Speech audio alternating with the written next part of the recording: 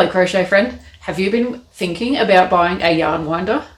Well, I have been sent one of these by Caydo and I'm very excited to open it because apparently it's one of their newer models. So let's get into it. But let's see if it does something. What?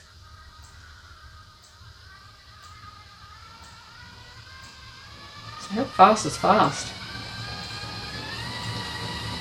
Wow, that's quite fast. Okay. So let's just turn that off for a second and let's grab our yarn. And there is a little hole at the bottom here, so I'm going to thread it up through there. And then through the spring. There's another hole here. Well, there's actually a slit in the top there, so you can just slit that through there, through that spring. Another slit on the top there, and then, oops. So we're just going to pop it over. I don't know how I got into this habit, but I always just double that yarn over and put it in to the top of the yarn winder because I feel like that has more to grab on. This is an 8 ply, which is a number 3 weight yarn. So it is a little bit on the thinner side than a worsted weight or a number 4 yarn.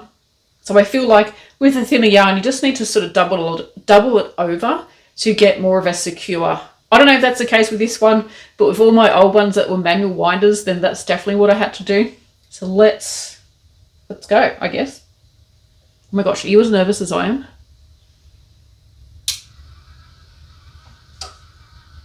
I'm just going to start off slow to start with.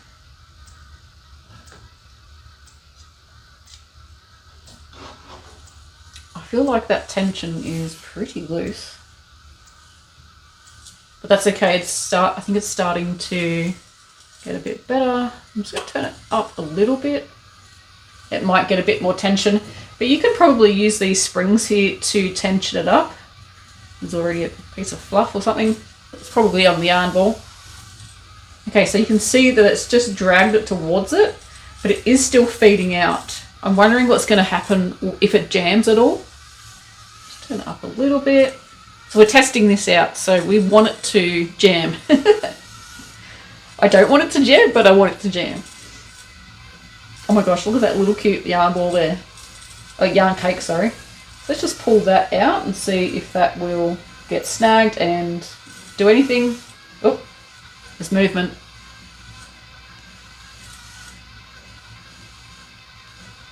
That's a pretty loose ball of yarn there, so it's probably not going to get snagged. So let's turn it up. Let's put it through its paces, huh? I feel like I should be doing something because all of the yarn winders that I've personally had before are all manual. Whilst that's doing that, I'm just going to have a quick look at this. I'll jam so I know what you're going to do. I'm wondering if it stopped.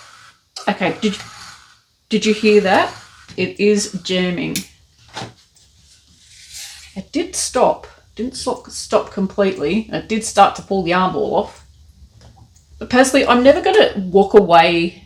I'm not just going to walk away and leave this to go, if you know what I mean. I will be sitting here watching it.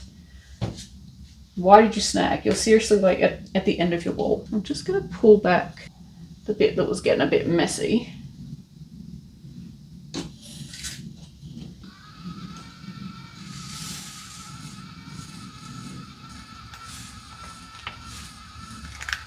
Okay, so the rest of the instructions are in different languages in the book. It's probably going to snag, and it stopped. Excellent. That is a brilliant feature that it stops. Let's see if we can untangle this mess. Come on, let's try and beat the yarn winder. Okay, hang on. I have a knot. We have to stop it. Let's try and figure that out. There we go. I'm just going to loosely hold it there so that if it comes to another knot, I will know. It doesn't stop. It doesn't stop when it gets to the end, but that's fine. And the best thing about this one, it's cordless. So as long as it's charged, you can take it somewhere and wind yarn. What? It's not plugged in. There are no cords anywhere. What? That's very eerie to have no cords attached and it's doing it itself. So you can plug this into the power. Of course, if it's gone flat, you can just plug it into the power. But also, let's just turn it off before it gets into a knot. But also you can charge it up and just run it like that. I'm sorry, my mind is blown. So just pop that back in there. Don't normally wind my like leftover yarn into yarn cakes. Why? Maybe because I've got to get it out and do it manually. But now with this amazing and very fun tool, everything is going to get wound up. So that winds, it's a little bit messy. So I'm actually going to wind this again to see what it looks like. So look, it's very messy. It's not very messy. It's a little messy.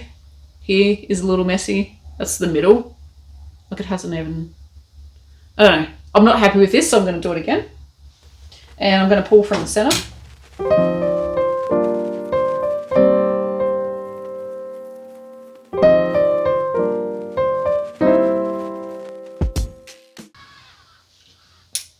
Oh my gosh. Look at that outside. Ooh, it's like honeycomb.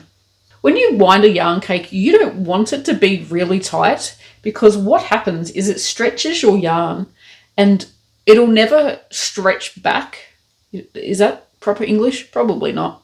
It will never go back to what it was. So once it's stretched out, and you don't want your yarn cakes too tight and firm because it's potentially stretching your yarn. So a loose cake like this is actually better for your yarn because it's not stretching your yarn out. And yes, it will take up more room on your shelf, but your yarn will be better for it in the end. Oh my gosh, that's so soft. Underneath fingers and then just gently pull up. You can see, can you see that? It's like honeycomb. I don't know, it's so cool. I love how all the things line up. Oh. And you can see there, the yarn cake in the middle has already started to close up. You can see this schmozzle. This was my dog who grabbed hold of this skein yarn when he was a puppy and thought it would be fun to run around the house.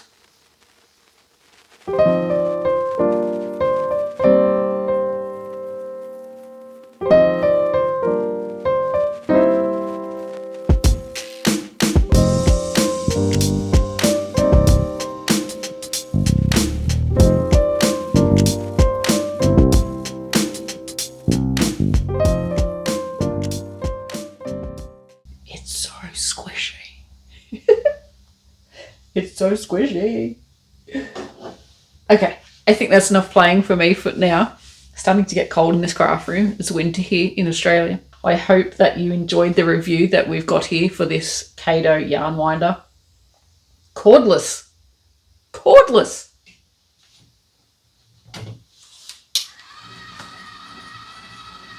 What? Awesome addition to this machine.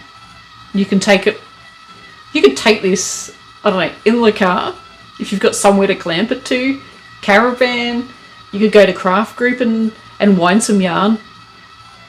Oh my gosh. Thank you so much for watching, and until next time, happy crochet. Bye.